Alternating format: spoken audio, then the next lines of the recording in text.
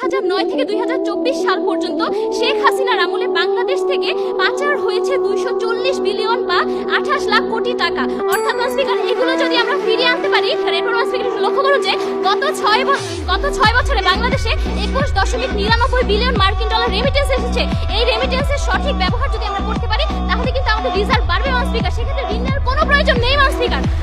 একটু লক্ষ্য করুন যে এছাড়াও অপ্রয়োজনীয় ব্যয় যদি আমরা নিয়ন্ত্রণ করতে পারি স্পিকার, সেগুলোর মাধ্যমে কিন্তু আমরা মুদ্রা রিজার্ভ করতে পারি এবং এসব মুদ্রা আমরা জনসংখ্যাকে জনসম্পদে রূপান্তর করতে ব্যবহার করতে পারি স্পিকার। যেমন স্পিকার, প্রথমত আমরা কর্মসংস্থান বৃদ্ধি করব এবং কর্মমুখী শিক্ষার ব্যবস্থা করব, রপ্তানি বৃদ্ধি করব এবং আমদানি হ্রাস করব, মানসম্মত শিল্পায়ন করব, দেশে ব্যবসা বান্ধব পরিবেশ সৃষ্টি করব, টেন্ডারবাজি, চাঁদাবাজি, দুর্নীতি রোধ করব স্পিকার, স্বচ্ছ প্রশাসনের ব্যবস্থা গড়ে তুলব ও রাজনৈতিক স্থিতিশীলতা নিশ্চিত করব।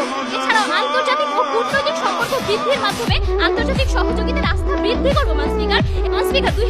2023 সালের IMF এর একটি ঋণ কর্মসূচিতে স্বাক্ষরের পর বিদ্যুতের গ্যাসের দাম বেড়েছে স্পিকার, সেগুলো তাই কি সরকার পক্ষ দেবে স্পিকার?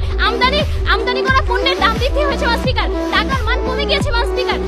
ঋণ পরিশোধের পরে চাপের ফলে সরকার আগের মতো বেশি ভর্তুকি দিচ্ছে না, তাই স্পিকার পরিষেবার দামও বেড়ে গিয়েছে স্পিকার। সাধারণ মানুষের সঞ্চয় করা একটি চ্যালেঞ্জে রূপান্তরিত হয়েছে স্পিকার।